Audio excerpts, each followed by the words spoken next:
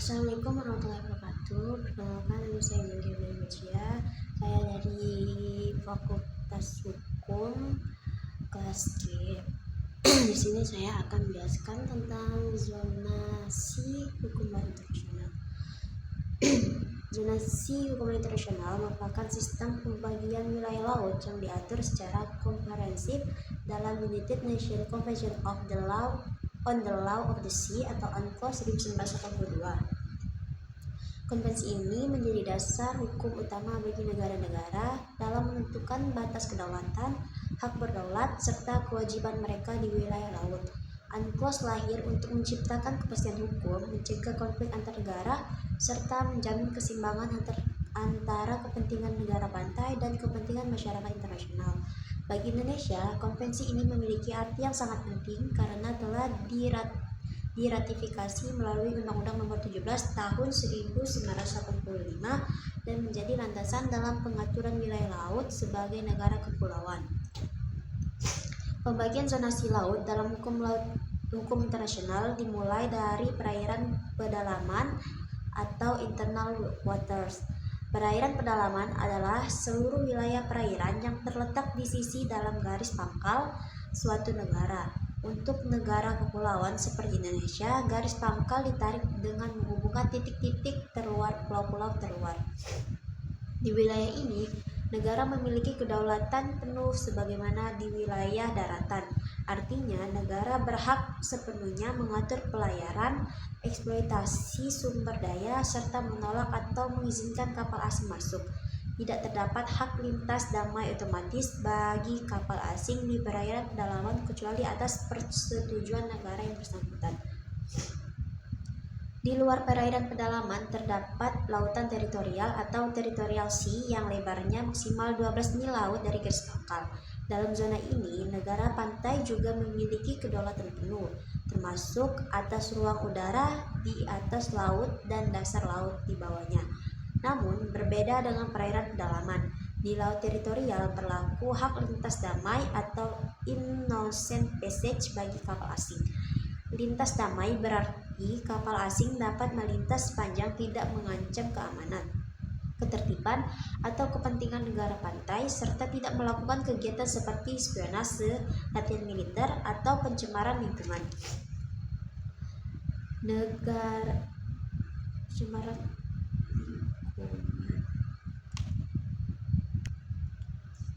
Negara pantai tetap berhak mengatur dan bahkan menghentikan lintas tersebut apabila dianggap tidak lagi bersifat damai.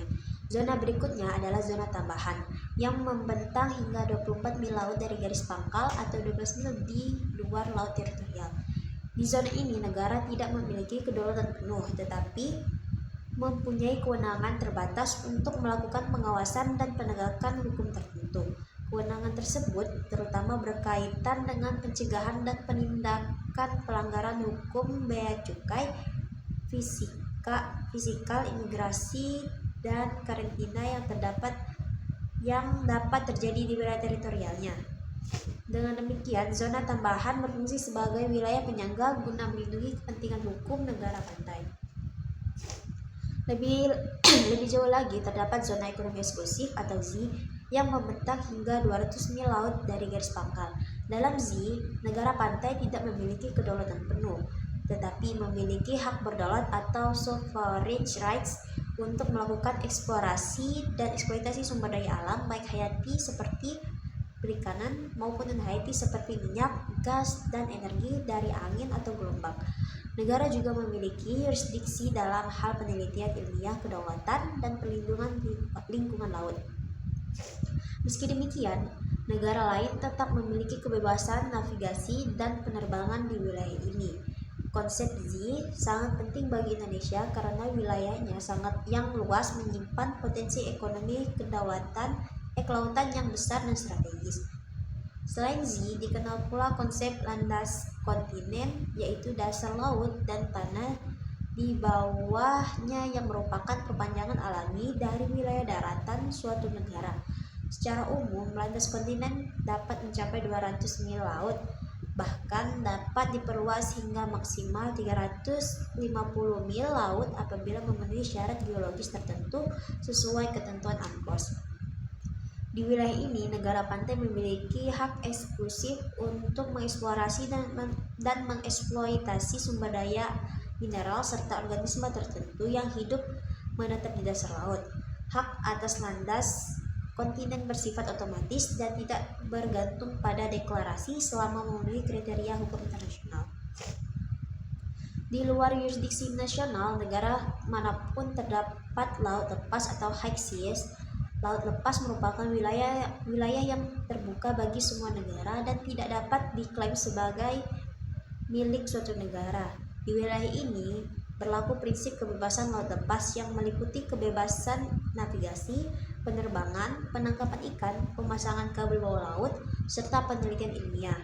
Meskipun bebas, aktivitas di laut lepas tetap tunduk pada hukum internasional, termasuk larangan terhadap perampokan, perdagangan budak, dan pencemaran laut. Lebih dalam lagi, terdapat kawasan dasar laut internasional yang dikenal sebagai The Area, yaitu dasar laut dan tanah di bawahnya yang berada di luar batas yurisdiksi nasional. Kawasan ini dinyatakan sebagai warisan bersama umat manusia atau Common Heritage of Mankind.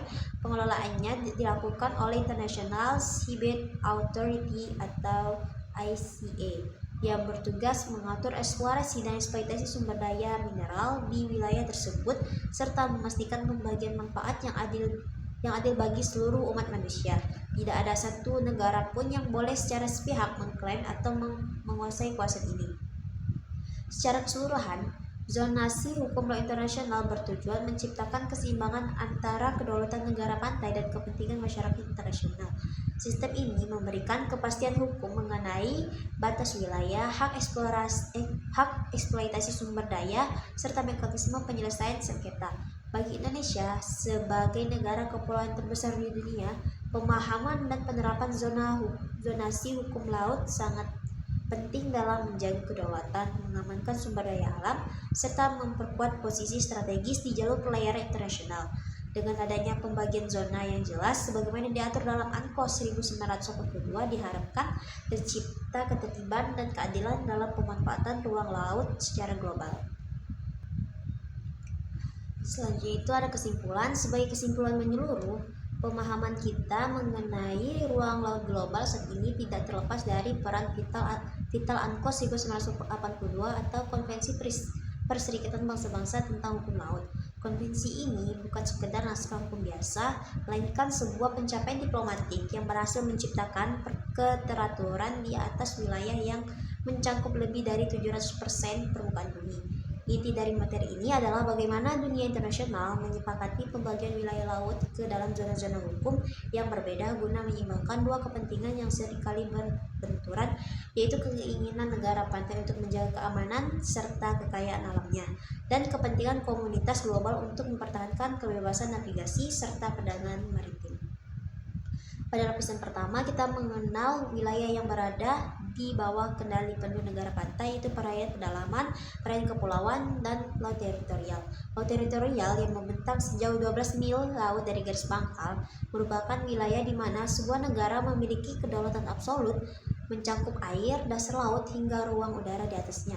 Namun, hukum laut internasional memberikan sebuah pengecualian unik di zona ini melalui konsep hak lintas damai. Hal ini menunjukkan bahwa kedaulatan sebuah negara tidak bersifat menutup diri secara total, melainkan tetap harus menghormati hak kapal asing untuk melintas selama tidak mengganggu keamanan dan ketertiban negara pantai tersebut. Selanjutnya itu ke zona yang lebih luas, kita memasuki wilayah di mana status hukumnya bergeser dari kedaulatan penuh menjadi hak berdaulat, yaitu zona tambahan dan zona ekonomi eksklusif atau ZEE.